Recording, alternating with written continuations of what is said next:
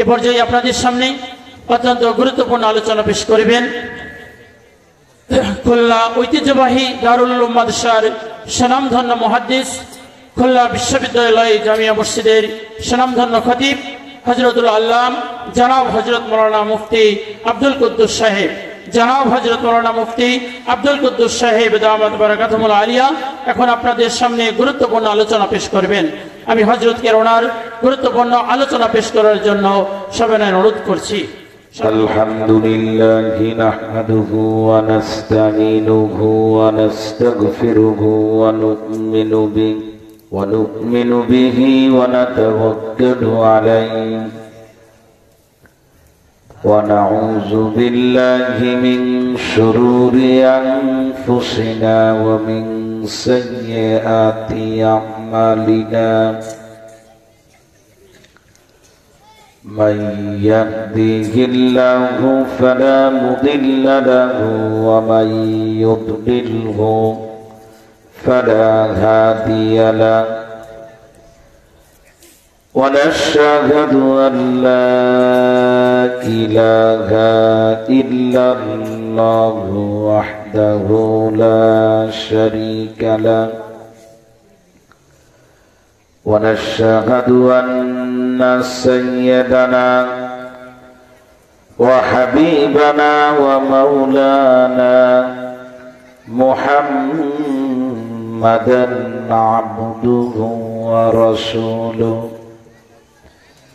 أعوذ بالله من الشيطان الرجيم. بسم الله الرحمن الرحيم. وأمر أهلك بالصلاة واصطبر عليها لا نسألك رزقا نحن نرزقك والعاقبة للتقوى. وقال رسول الله صلى الله عليه وسلم مروا أولادكم بالصلاة وهم أبناء 7 سنين واضربوهم عليها وهم أبناء 10 وفرقوا بينهم في المضاجع أو كما قال عليه الصلاة والسلام. صدق الله العظيم وصدق رسوله النبي الكريم ونحن على ذلك لمن الشاهدين والشاكرين والحمد لله رب العالمين. সবাই মুহাম্মদের সাথে জিকির করেন লা ইলাহা ইল্লাল্লাহ। জোরে লা ইলাহা ইল্লাল্লাহ লা ইলাহা ইল্লাল্লাহ লা ইলাহা ইল্লাল্লাহ মুহাম্মাদুর রাসূলুল্লাহ। হাজী দাউদ আলী মার্কাজুল কোরআন মহিলা মাদ্রাসা ও লিল্লাহ বোর্ডিং চিতলিয়া পোড়াদহ মিরপুর কুষ্টিয়া কর্তৃক আয়োজিত প্রথম বার্ষিক ওয়াজ মাহফিল 2022 উপস্থিত আছেন মাহফিলের সভাপতি এবং বিশেষ মেহমান আটিগ্রাম মার্কাজুল উলুম আল ইসলামিয়া মাদ্রাসার সুযোগ্য মহাপরিচালক বিশিষ্ট ইসলামী চিন্তাবিদ প্রখ্যাত মুফাসসিরে কোরআন নন্দিত একজন ওয়াইস হযরত মাওলানা মুফতি রিজাউল করিম দামাত বারাকাতুহুমুল আলিয়া। উপস্থিত আছেন হযরত মাওলানা মুফতি আব্দুল লতিফ খান সহ কুষ্টিয়ার এই অঞ্চলের বিভিন্ন মসজিদ এবং মাদ্রাসা থেকে আগত জাতির শ্রেষ্ঠ সন্তান সুযোগ্য উলামায়ে কেরাম, বাসা বাড়িতে পর্দার অন্তরালে দূর দূরান্তে অবস্থানরত আমার মা ও বোনেরা, মহান আল্লাহ রাব্বুল আলামিনের দরবারে শুকরিয়া জানাই, যিনি আমাকে এবং আপনাদের সকলকে প্রচন্ড শীত উপেক্ষা করে দিনী আলোচনা শোনার জন্য, করার জন্য জান্নাতি এই পরিবেশে এসে বসার তৌফিক আল্লাহ তাআলা দান করেছেন। শুকরিয়া আদায় করি, বলি আলহামদুলিল্লাহ। সময়ের চাহিদা অনুযায়ী সমসাময়িক বিষয়কে সামনে নিয়ে মাহফিলের ময়দানে আলোচনা করা দরকার এবং সমসাময়িক বিষয়কে সামনে রেখে আলোচনা, এটা শ্রোতাদেরও চাহিদা থাকে।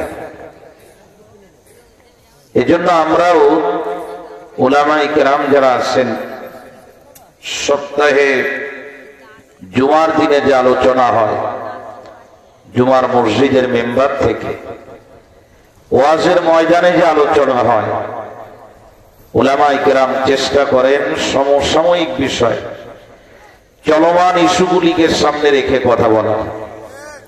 কিন্তু এটা আমার অনেকের কাছে অপছন্দনীয়।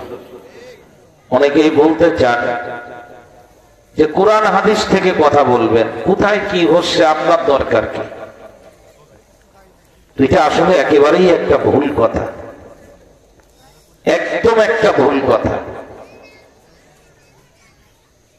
বর্তমান সময়ে কি বলা দরকার, কি করা দরকার, কোরআন হাদিস থেকে আমাদের দিক নির্দেশনা কি, আমরা যদি সেটা না বলে অন্য কথা বলি তো সে কথায় তো আসলে লাভ হবে না। কোরআনে কারিমের যে আয়াতগুলি নাজিল হয়েছে শুরু থেকে শেষ পর্যন্ত, আমি মাদ্রাসাতে একটা কিতাব পড়াই, হুজুর আমার থেকে ভালো সেই কিতাব সম্পর্কে জানবেন, আব্দুল লতিফ ভাই জানবেন। উলুমুল কোরআন, পাকিস্তানের চিফ জাস্টিস তকি উসমানী সাহেবের লেখা উর্দু কিতাব, এটার বাংলাও হয়েছে। আমি বাংলা উর্দুটা পড়াই, বাংলাটাও আমার কাছে আছে। এটা আমাদের সিলেবাসভুক্ত একটা কিতাব। তো ওই কিতাবের মধ্যে আছে যে কোরআন শরীফের আয়াতগুলির ভাগ আছে, সেই ভাগের যেখানে বর্ণনা আছে যে কোন আয়াতকে কি বলা হয়, তো সেখানে আছে যে আল্লাহ তাআলা পুরা কোরআন শরীফকে লৌহে মাহফুজ থেকে দুনিয়ার আসমানে একবারে অবতীর্ণ করেছে, যেটা কোরআনে কারিমের আয়াতের মধ্যে আসছে, ইন্না আনজালনাহু ফি লাইলাতিল কদর, কদরের রাতে একবারে অবতীর্ণ করেছেন দুনিয়ার আসমানে। আর দুনিয়ার আসমান থেকে কোরআনে কারিম জমিনের মধ্যে যে আসে সেটা কিন্তু একসাথে আসে না, বরং যখন যেখানে যে ঘটনা ঘটেছে এবং যখন যেখানে যে কথাটা বলা দরকার, প্রয়োজন মতো আল্লাহ তাআলা 23 বছর ধরে দুনিয়ার আসমান থেকে দুনিয়াতে আল্লাহ তাআলা কোরআনের আয়াতগুলো নাজিল করেছে। দরকার হয়েছে যাকাতের আয়াত, আল্লাহ নাজিল করেছেন নামাজের আয়াত। দরকার হয়েছিল নামাজের আয়াত, আল্লাহ নাজিল করেছেন হজের আয়াত। ঘটনা একটা ঘটছে, একজনের ক্ষেতের ফসল আর একজনের প্রাণীতে খেয়ে গেছে, এমন ঘটনা ঘটছে। তো সেখানে পশুতে ক্ষেত খাওয়া এ সংক্রান্ত আয়াত নাজিল না হয়ে নাজিল হয়েছে একজন আর একজনকে মার্ডার করছে সে আয়াত। এমন ঘটনা কিন্তু কোরআনের আয়াত নাজিল হওয়ার ক্ষেত্রে ঘটে নাই। যা দরকার আল্লাহ তাআলা ওটাই বলেছেন, সেটাই আল্লাহ তাআলা জানাইছেন। এবং এটা নিয়ম যে আমি প্রয়োজনীয় কথা বলবো। অপ্রয়োজনীয় কথা কাকে বলে? অপ্রয়োজনীয় কথা বলে যে কথার যেখানে দরকার নাই সে জায়গায় সেই কথা বলা, সেখানে না অপ্রয়োজনীয় বলে। তো এখন আমি যদি শুরু করে দিই এমন বয়ান, আপনারা মনে মনে বলতেছেন হুজুর এ তো বর্তমান সময় দরকার নেই, আপনি অন্য কিছু বলেন যেটা বর্তমান সময়ে দরকার। দরকার অনেক কথা, সব কথা তো আর একদিনে বলা যাবে না। এজন্য আমি আপনাদের সামনে প্রয়োজনীয় একটা বিষয়ের উপরে কথা বলবো। সে কথাটা আমি আশা করি আপনাদের ভালোও লাগবে। সেই কথাটা হলো, বাংলায় আপনাদের সাথে আগে কথাটাকে আপনাদের জেহেনে আমি রেখে নিই, আগে বিসমিল্লাহ করি, এরপরে ওর সাথে কিছু দাড়ি কমা দিয়ে দিয়ে যদি বাড়ানো যায় বাড়াবো ইনশাআল্লাহ। বর্তমান সময়ে অস্থির হয়ে মাঝে মধ্যে আমি আপনি আমাদের বাচ্চা যারা মুরব্বীরা বলে যে পোলাপান যে এত পরিমাণে শয়তান হয়েছে যা আসলে চিন্তাও করা যায় না, একে আমারও পোলাপান না অন্য কারো, এরকম মাঝে মধ্যে আপনারা বলেন, বুঝাইতে পারি না এত খারাপ। আমরা তো এক সময় পোলাপান ছিলাম, এরা বলেন না আপনারা? বলবেন হুজুর কি খারাপ তা বলে।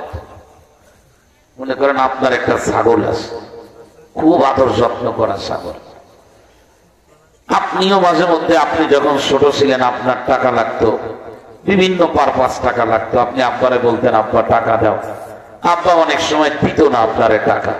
আমিও যখন ছোট ছিলাম, আমার এখন 41 বয়স, তো আমিও এমন করেছি, আব্বার পকেট থেকে না বলে 10 টাকা 5 টাকা নিয়ে আমি সবচেয়ে বেশি টাকা নিছি আব্বারে না বলে কাঁচের গুলি কেনার জন্য। আপনাদের এলাকায় কি বলে? মার্বেল তো বিদেশি শব্দ, গ্রামের তা বলে কাঁচের গুটি, মার্বেল। এইটার জন্য 2 টাকা 5 টাকা নিতাম, এর উপরে যাইতাম না, কোনোদিন 100 টাকার নোট নেইনি। আর 200 টাকার নোট তো তখন জন্মগ্রহণ করে নাই, ও তো হালে করে জন্ম হয়েছে। এখন বর্তমান জামানায় আমাদের কাছ থেকে আমাদের বাচ্চা কাচ্চা টাকা পয়সা নিচ্ছে, টাকা তো নেয়। বলছে আব্বু মোবাইলে আমি ওই ডাটা ঢুকবো, ডাটা ঢুকানো বোঝেন তো, মানে বুতুকুতি করবে মোবাইলে কি ঢুকাবে, তা আমার টাকা লাগবে।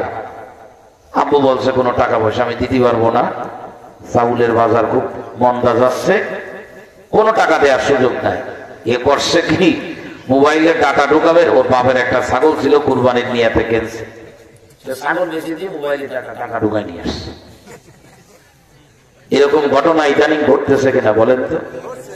হ্যাঁ, আগে ছেলেরা মেয়েদের সঙ্গে প্রেম করত, এটা আগের থেকেই করত। এই প্রেম কিন্তু নতুন করে শুরু হয় না, কিন্তু কাউরে কিছু না বলে আর একজনের মেয়ে জোর করে নিয়ে ঘরের মধ্যে ঢুকাইতো, এ ঘটনা কিন্তু ঘটতো না। আগের আমলে কি ঘটতো, প্রেম করছে, দুই পক্ষের গার্জিয়ান রাজি হচ্ছে না, উভয় মেয়ে ছেলে মেয়ে দুইজনে সৌম্য বিশাল রাখতো। সৌম্য বিশাল হুজুররা বসবেন না খাইয়ে রোজা, বলতো খাবোই না, খাওয়া বন্ধ। ছেলে এখন মরে যায় যায় অবস্থা, বাপ উভয় পক্ষের গার্জিয়ান বাধ্য হয়ে বিবাহ দিয়ে দিত। এর বাইরে কিছু করত?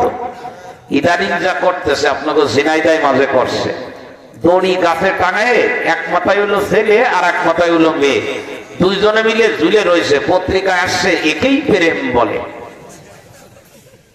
আপনারা মাঝে মধ্যে চিন্তা করতেছেন যে শয়তান নয় তো এইরকম শয়তান নয়, কথা বলেন, প্রেম করছে। কিন্তু অবৈধভাবে দৈহিক সম্পর্ক এ আজ থেকে 20 বছর আগে মানুষ চিন্তাও করত না। 30 বছর ধরে প্রেম করছে, ছেলেও করা মেয়েও করা, বিয়ে তোদের দেওয়াই লাগবে, বিবাহ দিবি না, জীবনে কারোর সঙ্গে বিবাহ করব না। বাধ্য হয়ে লাস্টে উভয় পক্ষের মুরব্বীরা এক জায়গায় বসে বলতো, তোমাদের সাথে আমাদের অতীতকালের ঝগড়া ছিল, কোন অবস্থাতেই আমরা এই বিবাহ মানতে পারতেছি না, কিন্তু ছেলে মেয়ের খাতিরে আজকে আমরা বিবাহ দিতে বাধ্য হচ্ছি, আসো উভয়ের মধ্যে বিবাহ পড়ায়, কিন্তু ছেলে মেয়ে উভয় ঢাকায় গেছিল, টিকিট কেটে আমেরিকায় গিয়েছিল, আসার সময় কোলে করে একজনকে নিয়ে আইছে। এইরকম ঘটনা কিন্তু জীবনে কোনোদিন ঘটে নাই। কিন্তু ইদানিং প্রেম তো করেই করে, আমেরিকায় যাচ্ছে আর এক একজন কোলে করে নিয়ে আসতেছে। এয়ারপোর্টে নামার পরে সাংবাদিকরা জিজ্ঞেস করতেছে কোন জায়গাতে নিয়ে আসলেন, ওই এক সপ্তাহ পরে আসেন, আগে একটু খেয়ে দিয়ে ভালো করে গলা পরিষ্কার করি তারপরে সাক্ষাৎকার দিবানে। শয়তানও চিন্তায় পড়ে গেছে যে আমি যদি শয়তান হই তাহলে ইরাক। কথা বুঝাইতে পারি নাই মনে হয়। এইভাবে বলতে থাকলে তো 11টা বেজে যাবে না, এত উদাহরণ দেওয়া ঠিক হচ্ছে না। এখন আসেন আমরা ওয়াজের মধ্যে ঢুকি। এই যে বলতেছেন যে এত খারাপ হলো কি করে, ছেলে মেয়ে এত খারাপ হচ্ছে কিভাবে? আমাদের খুলনা দারুল উলুম মাদ্রাসার 3 জন শিক্ষক, এর মধ্যে একজন আমার উস্তাদ সরাসরি, হুজুরও চেনেন, হযরত মাওলানা মুফতি মাসুদ সাহেব, যিনি বাইতুল আমান জামে মসজিদের ইমাম, দারুল উলুমের একজন বড় মাপের উস্তাদ। তো আমাদের এই মাহফিল শেষ হয়েছে গত কিছুদিন আগে, তো ওনারা 3 জনে মিলে, আর 2 জন আমার, একজন ছাত্র আর একজন আমার সমসাময়িক, ওনারা গেছিল একটু বগুড়া জামিল মাদ্রাসা সফরে। তো আজকে সকালে আমাদের মাদ্রাসা খুলেছে, তো ওনারা বলতেছে যে বগুড়া এলাকায় আশ্চর্য হলাম যে কোনো বেহায়া মহিলা দেখলাম না, সব পর্দা করে ওই জামিল মাদ্রাসার আশপাশ দিয়ে, এবং পুরুষরা তো সালাম দেয়, মহিলারাও মাথা নিচু করে আর একদিকে মুখ করে হুজুরদেরকে সালাম দেয়। ওই এলাকায় একটু ভালো আছে, কিন্তু অনেক এলাকায় আছে সালাম ওরা আমাদের দেখছে না, আমরা সালাম দিয়ে মাফ চাওয়া লাগে যে আপনি আগে যাই নেন তারপরে আমি যাবো। এত খারাপ হচ্ছে কিভাবে? এত খারাপ তো হওয়ার কথা না। এত মসজিদ আমাদের, এত মাদ্রাসা, ওই যে আমার ভাই আব্দুল লতিফ খান সাহেব বললেন এখানে দাওরায়ে হাদিস মাদ্রাসা আছে, আবার এই আরেকটা মাদ্রাসা, প্রতিদিন মাহফিল হয়। তো এর ভিতর দিয়ে এসব তৈরি হচ্ছে কিভাবে? চামড়া ব্যবসায়ী, বিভিন্ন চামড়া ব্যবসায়ী বোঝেন তো আপনারা, এটা ভালো বাংলা, এর থেকে নিচে নেমে বলা যাবে না। লেদার ব্যবসায়ী, চামড়া ব্যবসায়ী বাংলাদেশে ইদানিং খুব বেশি চামড়া ব্যবসায়ী তৈরি হচ্ছে। এত খারাপ হচ্ছে কিভাবে? এর উত্তর আব্দুল কুদ্দুস আপনাদেরকে একটা প্রশ্ন করবে, আপনারাই বলবেন সেটার উত্তর। কোন গাছের যদি মালিক গাছের পরিচর্যা না নেয়, তো গাছের ভিতরে যেন কি একটা জন্ম হয়? হা করবেন, কি জন্ম হয়? এটা ঠিক আছে তো আপনাদের এলাকায়? আর গাছের পরিচর্যা যদি ঠিক মতো করে, গাছে কি আগাছা হয় না গাছা হয়? ফল হয়। ঘেরের পরিচর্যা না নিলে ঘেরের মধ্যে মাছ হয় না ব্যাঙ হয়? কথা বলে। গাড়ির পরিচর্যা আপনি যদি 1 দিন না নেন, 2 দিন না নেন, 1 মাস 2 মাস 3 মাস ধরে গাড়ির পরিচর্যা নিলেন না, নতুন গাড়িও আপনার নিচে থাকবে না, বরং আপনার ঘাড়ে উঠবে। তারপরে আপনার ওই গাড়ি নিয়ে যাওয়া লাগবে গ্যারেজে। গাড়ির পরিচর্যাহীনতার কারণে গাড়ি নষ্ট হয়ে যায়, গাছের পরিচর্যাহীনতার কারণে গাছ নষ্ট হয়ে যায়, ঘেরের পরিচর্যাহীনতার কারণে ঘেরের ভিতরে অন্য জিনিস জন্ম নেয়। চাউলের মিল আপনাদের যাদের আছে, মেশিনের পরিচর্যা না নিলে যে মেশিনে যে চাউল বের হওয়ার কথা, ওই মেশিন থেকে ওই চাউল বের হয় না, ভিন্ন জিনিস বের হয়। শুনে রাখো মুসলমান, রাত গভীর হয়ে গেছে, লম্বা কথা বলবো না, পরিস্থিতি খারাপ হচ্ছে, এটা আমাদেরই দায়বদ্ধতা, আমাদের কারণে হচ্ছে। আমাদের ছেলেদের পরিচর্যা করতে পারি নাই, মেয়েদের পরিচর্যা করতে পারি নাই, তাই হাজী সাহেবের সন্তান রাজধানীতে রাজপথে দাঁড়িয়ে এখনো বলে ইসলাম আমি মানবো না, আমার ব্যক্তি স্বাধীনতা মানার না মানা। মেয়েরা বলতেছে পোশাক আমাদের স্বাধীনতা, কতটুকু পরবো কতটুকু পরবো না আমার ব্যাপার। আমার তো বারবার নবীজির হাদিস মনে পড়ে, আল্লাহর নবী বলেছেন, এ পৃথিবীর মানুষ শুনে রাখো, কুল্লু মাউলুদিন ইউলাদু আলাল ফিতরা, এই পৃথিবীতে কোনো একটা সন্তান সন্ত্রাস হয়ে জন্মগ্রহণ করে না, কোনো একটা মেয়ে 2 নম্বর হয়ে জন্মগ্রহণ করে না। ভালো করে শুনে রাখো, কোন সন্তান তার মায়ের পেট থেকে দুনিয়ার ভিতরে গরু চোর আর ছাগল চোর হয়ে জন্মগ্রহণ করে না। কোন মেয়ে তার মায়ের পেট থেকে দুনিয়াতে পৃথিবীতে পতিতা হয়ে জন্মগ্রহণ করে না।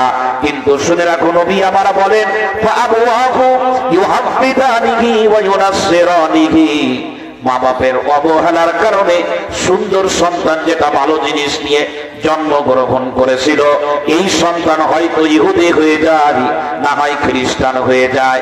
মুসলমানের সন্তান হয়ে গায়ের ভিতরে ইহুদির পোশাক পরিধান করতে ভালোবাসে, মুসলমানের সন্তান হয়ে দুষ্কৃতির জন্য নামাজের মধ্যে দাঁড়াতে পারে না, মুখ খুলে নাক উঁচু করে চোখ উঁচু করে রাত গভীর পর্যন্ত খেলা দেখতে থাকে। মুসলমানের সন্তান হয়ে কোরআনের বিরুদ্ধে কথা বলে, আলেমদের বিরুদ্ধে কথা বলে। মুসলমানের মেয়ে হয়ে পৃথিবীতে ইহুদি খ্রিস্টানের মতো জীবন যাপন করতে ভালোবাসে। বলে এটা এমনিতে হয় না, গাছের পরিচর্যা না করার কারণে আগাছা হয়, আর সন্তানের পরিচর্যা না করার কারণে সন্তান পৃথিবীতে এক একটা বিপদের বস্তু হয়ে দাঁড়ায়। দোষ কারে দেবে? কাকে দোষ দেবে? এজন্য আমার আল্লাহ তাআলা কোন সন্তান জন্মগ্রহণ করার পরে যেন লাইনচ্যুত না হয়ে যায়, বাঙালি যেন আমেরিকান না হয়, বাঙালি যেন ইন্ডিয়ান না হয়, বাঙালি যেন ভিন্নদেশী না হয়ে যায়, বাঙালি যেন বাঙালি থাকে। মুসলমানের ঘরে জন্মগ্রহণ করা সন্তান যেন ভিন্ন কিছু না হতে পারে। এজন্য আল্লাহ তাআলা ব্যারিকেডের ব্যবস্থা করেছেন, বাউন্ডারির ব্যবস্থা করেছেন, কিছু কর্মের ব্যবস্থা করেছেন, ও যেন রাস্তা হারিয়ে না ফেলে। সেই কাজ কি? দায়িত্ব কাঁধে নিয়ে যাবেন। জানি হয়তো জীবনে আর কোনোদিন বসতে পারবো না, জীবনে আর হয়তো কোনোদিন দেখা নাও হতে পারে। ছোট্ট মানুষ, বয়স কম, মুখের দাড়িগুলো এখনো কালো, মাথার চুলগুলি সব কালো, এখনো প্রবীণ আলেম হতে পারি নাই, অল্প বয়স। এখন অনেকে তরুণ বক্তা বলে, কলিজা শিরায় কথাগুলো আপনাদেরকে বলে দিয়ে যায়। কোন মা আর বাপ শুধু সন্তান জন্ম দিলে মা বাপ হওয়া যায় না, ওই সন্তানকে আগা পর্যন্ত নিয়ে রাস্তায় উঠাই দেওয়ার দায়িত্ব তো মা বাপের থেকে যায়। শুধু গাছ লাগাইলে কিন্তু কৃষক হওয়া যায় না। ক্ষেতের ভিতরে শুধুমাত্র গাছের চারা রোপণ করলে কৃষক হওয়া যায় না, বরং চারা রোপণ করার পরে প্রতিদিন 2 বার করে ক্ষেতের ভিতরে যেতে হয়। ওই গাছের ভিতরে যদি কোনো আগাছা জন্ম হয়, সঙ্গে সঙ্গে বিভিন্ন যন্ত্র দিয়ে সেগুলো উৎপাদন করতে হয়। সারের দরকার হইলে সার দিতে হয়, পানির দরকার হলে পানি দিতে হয়। ছাগল গরুর হামলা হওয়ার সম্ভাবনা থাকলে ক্ষেতের চতুর্দিক থেকে বাউন্ডারি ওয়াল দিতে হয়, বেড়া দিতে হয়। এইভাবে যদি আপনি একেবারে গাছ লাগানোর পরে ফল উঠানো পর্যন্ত পরিচর্যা করতে পারেন, মাননীয় প্রধানমন্ত্রী আপনারে ডাকবে, একে বলবে আপনি হলেন একজন সাকসেস এবং প্রতিষ্ঠিত একজন কৃষক। আপনাকে গোল্ড মেডেলিস্ট, আপনাকে স্বর্ণের বিভিন্ন ধরনের জিনিস উপহার দেওয়া হবে। রাষ্ট্রের কাছে আপনি একজন গ্রহণযোগ্য ব্যক্তি হবেন, আপনি এলাকার ভিতরে একজন নামি দামি চাষি হবেন। কিন্তু যদি এমন হয় 1000 টাকার গাছ লাগালেন কিন্তু পরিচর্যা নিলেন না, গাছ লাগায় চলে গেছেন, 5 বছর পরে ফিরে এসে দেখে গাছ তালাশ করে পায় না, অন্য গাছে পুরা ক্ষেত ভরে গেছে। তালাশ করে করে দেখি যে গাছের চারাটা লাগাইছিলাম আগাছার কাছে হার মেনে গেছে, আগাছা বড় হয়ে গেছে, গাছগুলা সব তার কাছে হার মেনেছে। ও দুনিয়ার মুসলমান ভাইরা, আমার সন্তান যদি নষ্ট হয়ে যায়, আমার মেয়ে যদি নষ্ট হয়ে যায়, আমার ছেলে যদি নষ্ট হয়ে যায়, আমার নামাজ আমারে জান্নাতে নিতে পারবে না, আমার রোজা আমারে জান্নাতে নিতে পারবে না, আমার জিকির আমারে জান্নাতে নিতে পারবে না। এই সন্তান যখন জাহান্নামের আগুনে নিক্ষিপ্ত হবে, কিয়ামতের ময়দানে রব্বুল আলামিন আপনাকে দাঁড় করায় জিজ্ঞাসা করবেন, কুল্লুকুম রাইন ওয়া কুল্লুকুম মাসউলুন আন রাইয়াতিহি। জিজ্ঞাসা করা হবে, আমি তোমাকে একটা গাছের চারা দিয়েছিলাম, তোমারে পুত্র সন্তান দিয়েছিলাম, কন্যা সন্তান দিয়েছিলাম, তুমি বলো তুমি তোমার সন্তানের ব্যাপারে কতটুকু দায়িত্ব পালন করেছো? জিজ্ঞাসা করা হবে। বানায় বলতেছি, বানায় বলি না, তৈরি করে কথা বলার অভ্যাস নাই উলামায়ে কেরামের। কথাগুলি বললে এখন মুখ আটকায় দেওয়ার চেষ্টা করা হয়। মুখ আটকানোর দরকার নাই। বাংলাদেশের সমস্ত ডাক্তারদের চেম্বারকে যদি শৃঙ্খলা করে দেওয়া হয়, সমস্ত ডাক্তারদেরকে কলম খাতা হাতে নিতে যদি নিষেধ করা হয়, ডাক্তারদেরকে যদি রোগী দেখতে নিষেধ করা হয়, শুনে রাখো মুসলমান, টেকনাফ থেকে তেতুলিয়া পর্যন্ত ডাক্তারের কোনো লস নাই, কিন্তু এদেশের শিক্ষা ব্যবস্থা বলেন, এদেশের জনশক্তি ভেঙে পড়বে, তছনছ হয়ে যাবে, মানুষ অসুস্থ হয়ে মরতে থাকবে। এখানে বন্ধ করে দিলে লাভ হবে না, লসই হবে, লস হবে। এই কথাগুলি বলতে দিতে হবে। দুঃখ কষ্ট ভারাক্রান্ত হৃদয়, চোখ দিয়ে দেখি, কান দিয়ে শুনি, অনুভব করি, অনুভূত হয় নিজের কাছে কি হচ্ছে হচ্ছে হচ্ছে কি। আমি বলেছি যেহেতু মহিলা মাদ্রাসা, মেয়েদেরকে নিয়ে কথা বলবো। হচ্ছে মেয়েদেরকে এখন মুসলমানদেরকে ধ্বংস করার জন্য ফাঁদ হিসেবে ইহুদি খ্রিস্টান ব্যবহার করতেছে। ফাঁদ বোঝেন?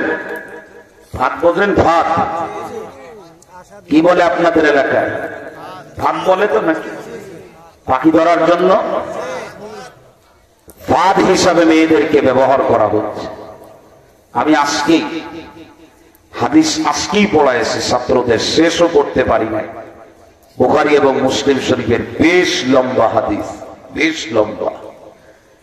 যুগে যুগে একেবারে আদম আলাইহিস সালাম থেকে শুরু করে নিয়ে আজ পর্যন্ত, যতদূর পর্যন্ত ইসলাম ধর্ম, তার আগের থেকে তারপরের থেকে যুগে যুগে আল্লাহর ওলিদের, মুসলমানদের, আল্লাহওয়ালা মানুষের বিপক্ষে নারীদেরকে কাফের বেঈমানেরা সুযোগ মতো ফাঁদ হিসেবে ব্যবহার করেছে।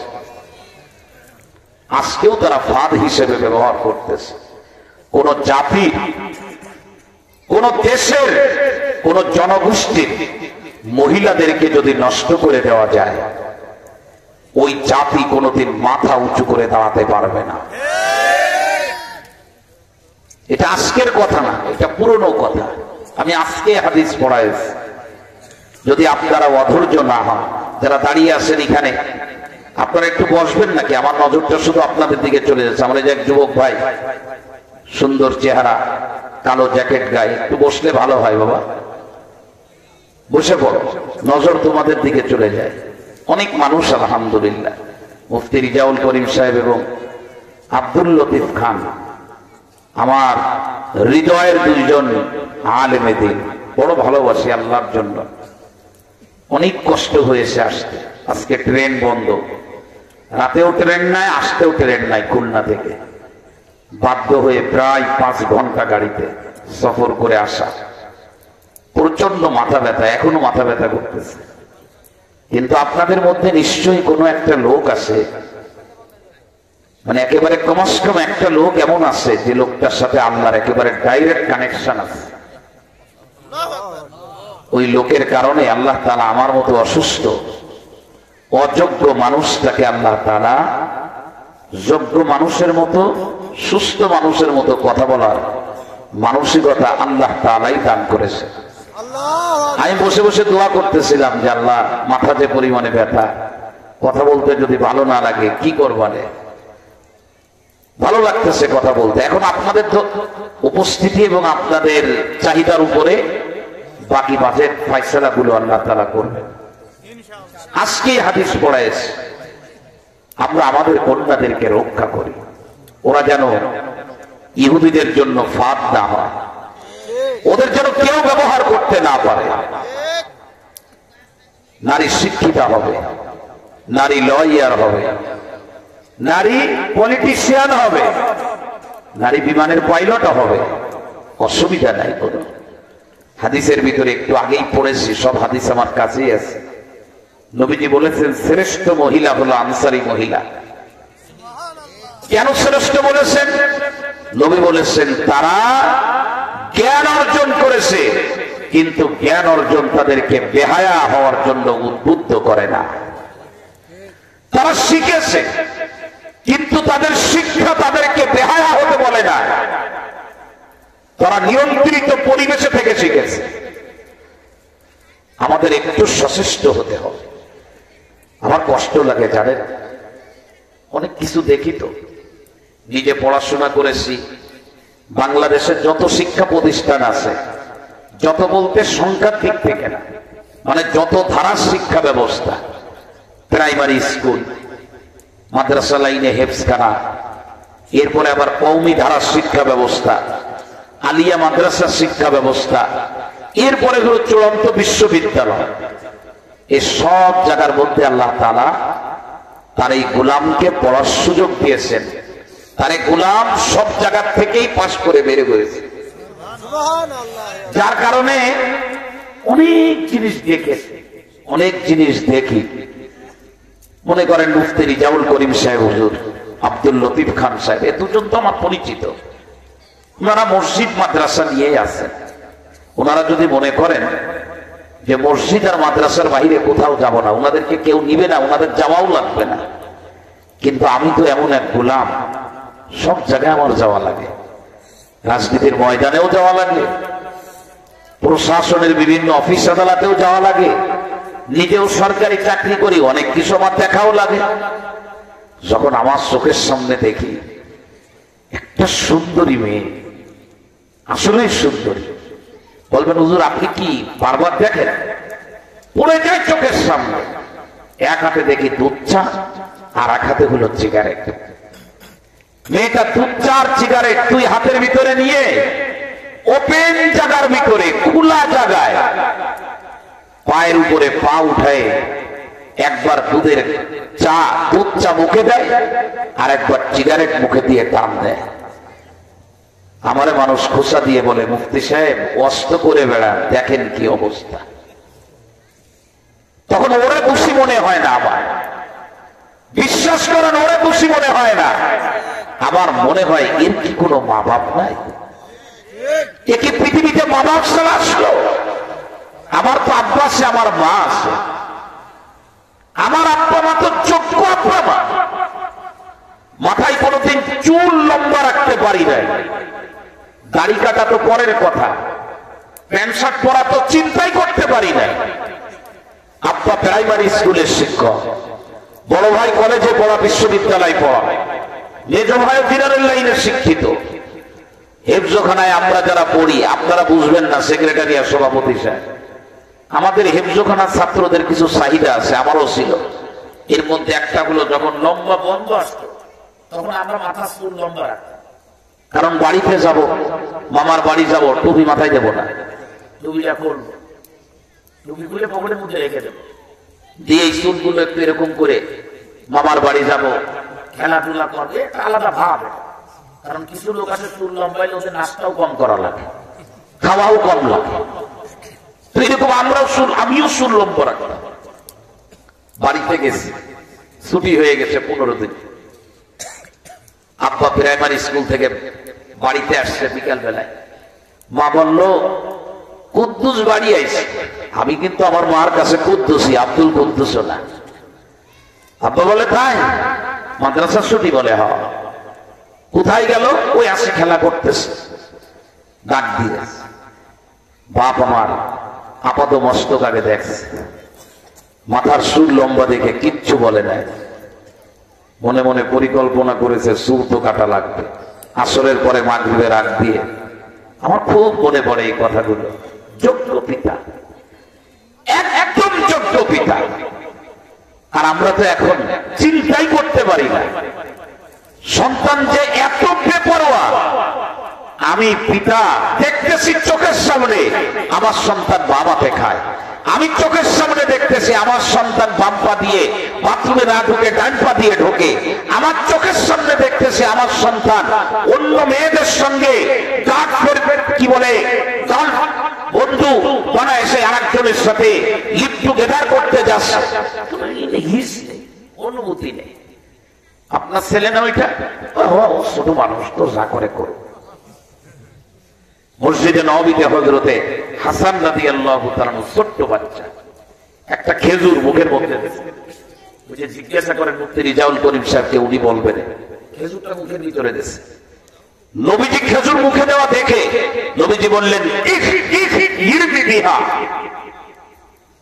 এই শব্দের বাংলা অর্থগুলো সি সি সি ফেলো ফেলো। তো সাথে সাথে হযরত হাসান রাদিয়াল্লাহু তাআলা আনহু খেজুরটা ফেলে দিলেন, ফেলে দিয়ে থমকে দাঁড়ায় এসেন, একটা খেজুর খেলাম। না না আমার ফেলে দিল, ফেলে দিতে বললো, কি অন্যায় করেছে? থমকে দাঁড়ায়। ছোট বাচ্চারা কোনো কিছু খেতে গেলে নিষেধ করলে থমকে দাঁড়ায়। আল্লাহর নবী বললেন, হাসান শোনো, আমি তোমার নানা, আমি বিশ্ব নবী, আখরি নবী। পৃথিবীতে নবীর সামনে কেউ খারাপ কাজ করবে আর নবী তারে ছাড় দিবে, এইটা হতে পারে না। যে খেজুর মুখের ভিতরে দিয়েছিলে, এই খেজুর আমার জন্য আর আমার পরিবারের কারোর জন্য বৈধ না। তার কারণ এই খেজুর হলো সৎকার খেজুর, আর আমরা হলাম নবী পরিবারের লোক। নবী পরিবারের লোকের জন্য সৎকার খেজুর বৈধ না। আমরা তো নিষেধ করতে পারি না, নিষেধের মাত্রা নাই, আমাদের নষ্ট হয়ে গেছে।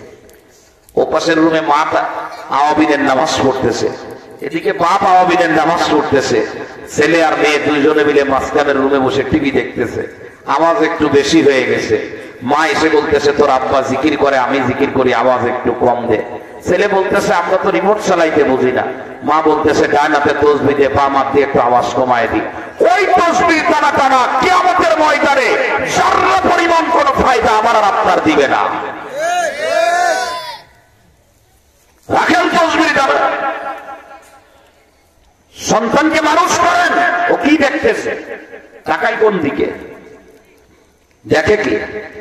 ভালো ভালো মানুষ হজ করেছেন, নামের সাথে হাসি লাগানো আছে।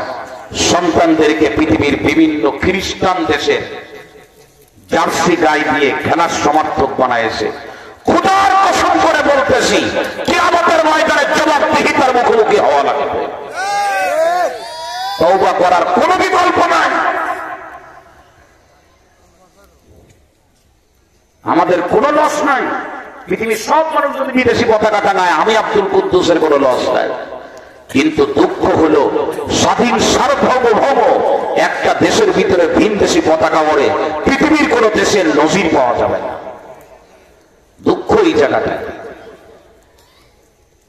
চুল লম্বা দেখে বাপ মেকানিজম করা হয়ে গেছে। মাগরিবের নামাজের আগে আমারে বলে, চলো বাজার করে আসি। আইলের উপর দিয়ে হাঁটতে হাঁটতে নিয়ে গেছে বাজারে। সেই সময় যখন ছোট ছিলাম, গ্রামের বাজারে এক ধরনের সেলুন ছিল। নাপতি এক প্যাকেটের মধ্যে করে কাইসি আর চিরুনি নিয়ে আসতো, আর একটা গামছা নিয়ে আসতো। আর বাজারের ভিতরে গোটা 10 ইট আছে, ইট সাজাই ইটের উপরে বসাই দিত। আমি ওই সেলুনের নাম দিছি ইটালি সেলুন। ওই ইটের উপরে বসাই দিত আর গায়ে গামছা জড়াই দিত। আমার একদম ভালোই মনে আছে। আব্বারে জিজ্ঞাসা করতো নাপতি, মাস্টার সাহেব কি ছাড় দেব? আব্বা একটা নাম বলতো, কদম ছাড় দেও। আজকের দুনিয়াতে আর কেউ কদম ছাড় দেয় না। কোন পিতা সন্তানের মাথার চুল আর কদম ছাড় বলে না। পিতা সেলুনে নিয়ে যে সেলুন ম্যানকে বলতেছে, মেসির স্টাইলে কাটো। হারিয়ে যাবে সব, তালাশ করেও পাওয়া যাবে না। শুনে রাখেন ভালো করে, জমিনের মধ্যে গাছের চারা লাগাইলে সে গাছ বড় হয়, কিন্তু জমিন বাদ দিয়ে কোনো গাছের চারা প্রবাহমান পানির মধ্যে লাগাইলে ওই গাছ বড় হওয়া তো দূরের কথা, চারাও খুঁজে পাওয়া যাবে না। আমরা যে রাস্তায় হাঁটতেছি, আমাদের সামাজিক অবস্থা ভেঙে চুরমার হয়ে যায়। পৃথিবীতে আবহমান কাল থেকে নারীদেরকে, মেয়েদেরকে ইসলামের বিরুদ্ধে, মুসলমানের বিরুদ্ধে। সুতরাং আমি আপনাদের পায়ে হাত রেখে বলি, সন্তানের প্রতি, মেয়ের প্রতি, ছেলের প্রতি যথেষ্ট যত্নবান আমাদের হতে হবে। ওরা যেন লাইনচ্যুত না হয়, কোন অবস্থাতে লাইনচ্যুত না হয়। ওরা যদি লাইনচ্যুত হয়ে যায়, ওদেরকে দিয়ে আপনাকে আমাকে ঘায়েল করা হবে। ওরাই আমার আর আপনাকে বিতর্কিত করবে। ওরা এই সমাজের ভিতরে আমার আর আপনার মুখে এমন কালি লাগাবে, মুখ দেখাইতে পারবো না। একটু পরিচর্যা করা। কেমনে পরিচর্যা করবেন? হাত পা বেঁধে বাড়িতে বসায় রাখবেন, দরজায় তালা দিয়ে রাখবেন, শিক্ষা ব্যবস্থা থেকে ওদেরকে দূরে রাখবেন। বলে না না না, আল্লাহ রাব্বুল আলামিন কোরআনে কারীমের সূরাতুত তাহা নামে একটা সূরা আছে। শোনো যুবক বন্ধু, সম্ভব হলে আয়াত নাম্বার লিখে নিয়ে যাও। আব্দুল কুদ্দুস সময়ের কারণে ব্যাখ্যা দিতে পারবে না, বাড়িতে যে নিজেই ব্যাখ্যাটা দেখে নিও। কোরআনে কারীমের সূরাতুত তাহা 132 নম্বর আয়াত, 16 নম্বর পারার একদম শেষের দিক দিয়ে, 16 নম্বর পারার একদম শেষ পৃষ্ঠার শেষের দিক দিয়ে 2 অথবা 3 নম্বর আয়াত হবে। ওই আয়াতটা আপনারা বাড়িতে যে নিজেরা একটু দেখবেন। আমার আল্লাহ পাক বলেন, হে পৃথিবীর গার্জিয়ান, অভিভাবক তোমরা যারা আসো ভালো করে শুনে রাখো। আমার আল্লাহ পাক বলেন, ওয়া'মুর আহলাকা বিস-সালাতি ওয়াসতাবির আলাইহা। আমার আল্লাহ পাক বলেন, এই তোমরা শোনো, তোমরা যারা অভিভাবক আছো অধীনস্থদেরকে নামাজের হুকুম করবা এবং নিজেরাও নামাজের ব্যাপারে যত্নবান হবা। নামাজ হলো এমন এক ইবাদত, সেই ইবাদত মানুষের জন্য হলো বাউন্ডারি ওয়াল, বেড়া। নামাজ যার জিন্দেগিতে 5 ওয়াক্ত থাকবে, ইহুদি খ্রিস্টান তারে সৌ মেরে নিতে পারবে না।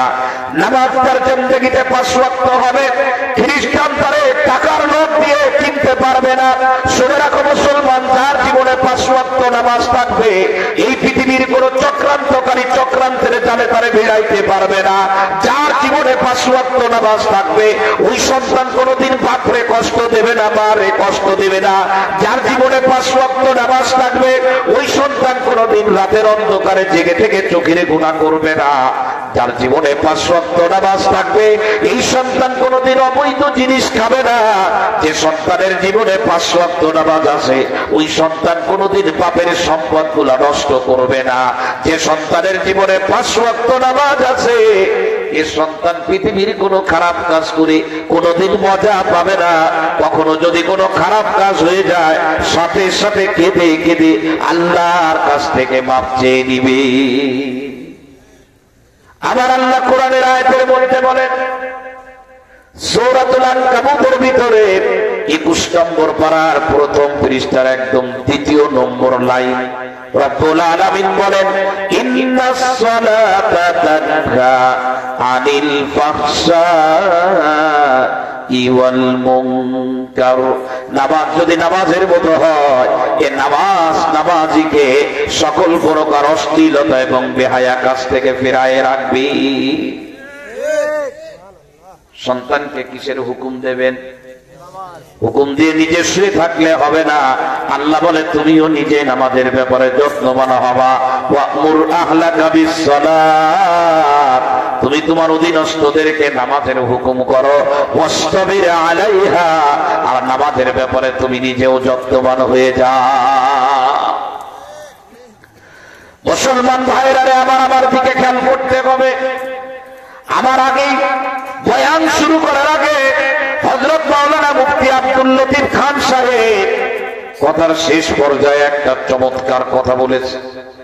যেহেতু আমরা বক্তা, সকলের কথা আমাদের খেয়াল করে শোনা লাগে। এত চমৎকার কথা, মন চাচ্ছে ওই কথাটা আরেকটু আমি বলি। শোনো, আজকে সন্তানের মধ্যে দুর্বলতা, পরীক্ষা দিচ্ছে, পরীক্ষায় টিকতে পারে না, রাতের বেলায় ঘুমাইতে পারে না, বিবাহ দেব ভালো কোনো মেয়ে মিলাইতে পারি না, কোনোভাবেই সন্তানদের ব্যবসা বুঝায় দিতেছে, বুঝতে চায় না। সন্তান এখন এমন হয়ে গেছে, আমার জীবনের জন্য ঝুঁকি হয়ে গেছে। থানা থেকে বারবার বলতেছে, আপনার সন্তানকে আপনি নিয়ন্ত্রণ করেন, নতুবা আপনার নামেও কিন্তু মামলা হয়ে যাবে।